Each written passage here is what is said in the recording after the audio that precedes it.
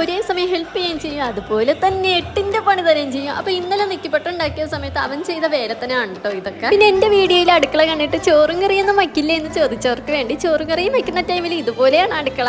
അതിനുശേഷം നീറ്റാക്കി ഇട്ടേക്കുന്നതാണ്. അതിനുശേഷം കസ്റ്റമറിന്റെ മെസ്സേജിന് റിപ്ലൈ കൊടുക്കണം. പിന്നെ ഓർഡേഴ്സ് മറന്നു പോകാതിരിക്കാൻ വേണ്ടി അത് എഴുതി വയ്ക്കുന്നതാണ്. കൊറോണ ടൈമിലാണ് ഞാൻ ബോട്ടിൽ ആർട്ടിന്റെ വർക്ക് ചെയ്തത്. പിന്നെ അതിനുശേഷം ഇപ്പോൾ ആണ് കേട്ടോ ഒരു ബോട്ടിൽ ആർട്ടിന്റെ ഓർഡർ കിട്ടിയിരുന്നത്. അപ്പോൾ അതൊന്ന് പെയിന്റ് ചെയ്ത് വയ്ക്കാന്ന് വിചാരിച്ചു. പിന്നെ ഒന്ന് ജസ്റ്റ് ഹെയർ കെയർ ചെയ്യാന്ന് വിചാരിച്ചു. അന്ന് കുറച്ച് എണ്ണയൊക്കെ തേച്ച് തലയിൽ മസാജ് ചെയ്യണേ. നഴ്സറിയിൽ നിന്ന് വന്നപ്പോൾ കിത്തുവിന് മുട്ടായി വാങ്ങി കൊടുക്കാത്തതിനുള്ള കരച്ചിലാണ് കേട്ടോ ഈ കാണുന്നത്. അതിനുശേഷം ഇതിന്റെ പേരെന്തെന്നറിയില്ല, ഇത് നമ്മളിത് ആ പൊരിച്ചങ്ങ് കഴിക്കുകയാണ്. ചായയുടെ കൂടെ ഇന്ന് ഇതാണ് കേട്ടോ. അപ്പോൾ കിത്തുവിന് ഇരിക്കേണ്ട കസേര അവൻ തന്നെ എടുത്തോണ്ട് വന്നിട്ടുണ്ട്. ഞാൻ എന്ത് ജോലി ചെയ്താലും അവനെ കൊണ്ട് പറ്റുന്ന രീതിയിൽ അവനെ ഹെൽപ്പ് ചെയ്യാൻ നോക്കാറുണ്ട് കേട്ടോ.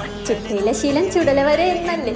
പിന്നെ അതിനുശേഷം ഇന്ന് 1-ാം തീയതി ആയത് കൊണ്ട് ഒന്ന് വെള്ളാനിക്കോവിൽ പോകാമെന്ന് വിചാരിച്ചു. അപ്പോൾ ഈ വീഡിയോ നിങ്ങൾക്ക് എല്ലാവർക്കും ഇഷ്ടമായെന്ന് വിചാരിക്കുന്നു. Thank you.